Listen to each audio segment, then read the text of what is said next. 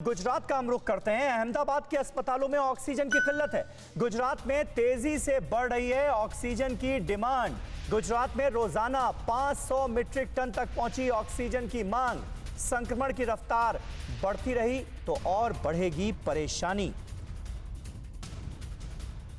तो आप देखिए 20 अप्रैल के बाद महाराष्ट्र को 1500 मीट्रिक टन, दिल्ली को 350 मीट्रिक टन और यूपी को 800 मीट्रिक टन ऑक्सीजन उपलब्ध कराई जाएगी। ये आश्वासन दिया गया था, लेकिन अब तो हम देख रहे हैं शिवांगी ठाकुर, क्योंकि इस वक्त हमारे साथ मौजूद हैं नवसारी से। वडोदरा में वो थी, नवसारी पहुंच चुकी हैं। नवसारी का हाल भी बयां कीजिए शिवांगी। और जो केंद्र सरकार की लिस्ट है उसमें गुजरात का नाम तो था नहीं, अब गुजरात में भी ऑक्सीजन की किल्लत शुरू हो गई है, तो गुजरात की तरफ भी ध्यान देना पड़ेगा अब तो केंद्र सरकार को। बिल्कुल समीर, और अब तो ऐसा लगता है कि जो जो राज्य अब इस लिस्ट में नहीं है जल्दी उनके भी नाम आएंगे, क्योंकि जो स्वास्थ्य संसाधन है उनकी कमी पड़ रही है। अस्पताल के बाहर मरीजों का तांता लगा हुआ है, एम्बुलेंस में मरीज इंतजार कर रहे हैं, ऑक्सीजन की कमी है, वेंटिलेटर की कमी है। और सबसे ज़्यादा बुरा हाल ये देखने को मिल रहा है कि जहाँ पर अस्पतालों को बढ़ाना चाहिए, वहाँ कल हमने वडोदरा की तस्वीरें दिखाई कि शमशान और कब्रिस्तान में जगह बनाई जा रही हैं। कब्रिस्तान में तो ये हाल हो गया था कि जो लोग कब्र खोदते हैं उनके हाथों में छाले पड़ गए। जेसीबी मशीनों से वहाँ खुदाई शुरू की गई है। तो ये कितनी ज़्यादा हम कह सकते हैं भयानक स्थिति है।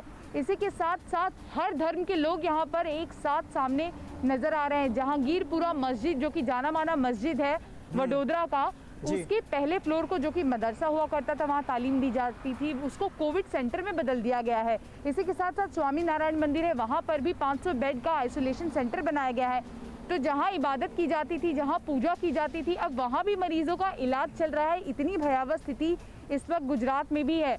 और अब समय आ गया है सही, और ऐसा होना भी चाहिए, क्योंकि इस वक्त मरीजों के इलाज से बढ़कर कोई इबादत तो है नहीं शिवांगी।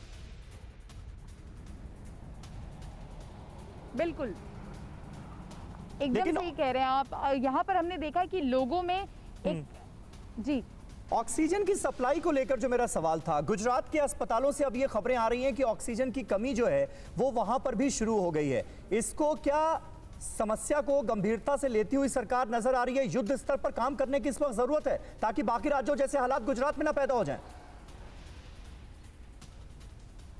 देखिए, सरकार कोशिश कर रही है, लेकिन वो कोशिशें कहीं ना कहीं कम पड़ती नजर आ रही है, क्योंकि मरीजों की संख्या दिनों दिन बढ़ती जा रही है।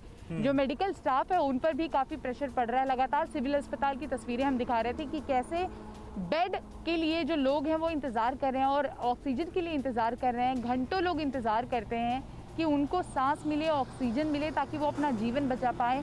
अपनों को ही सामने देखते हैं खत्म होते हुए। और ये परिस्थिति इसलिए उत्पन्न हुई क्योंकि पिछले साल से शायद सबक नहीं लिया गया। हम काफी कैजुअल तरीके से इस पूरे माहौल को देख रहे थे कि हमने तो कोरोना को मात दे दिया है, जबकि सेकेंड वेव जो है वो और भी ज्यादा भयावह है। गुजरात सरकार अपनी ओर से कोशिश कर रही है, लेकिन संसाधन, इसी के साथ साथ मैन पावर, ये बहुत बड़ा मुद्दा है। और साथ ही मरीजों का आंकड़ा बढ़ रहा है। अगर उस पर कंट्रोल नहीं लाया गया तो फिर और व्यवस्था यहाँ पर लचर हो जाएगी। बिल्कुल, चुनौतियां बहुत ज्यादा हैं और यही वजह है कि अलग अलग शहरों से, अलग अलग राज्यों से हमारे रिपोर्टर्स लगातार ग्राउंड रिपोर्टिंग कर रहे हैं और ताजा हालात से आपको रूबरू करा रहे हैं, सरकारों को रूबरू करा रहे हैं, ताकि वक्त रहते कदम उठाए जाएं।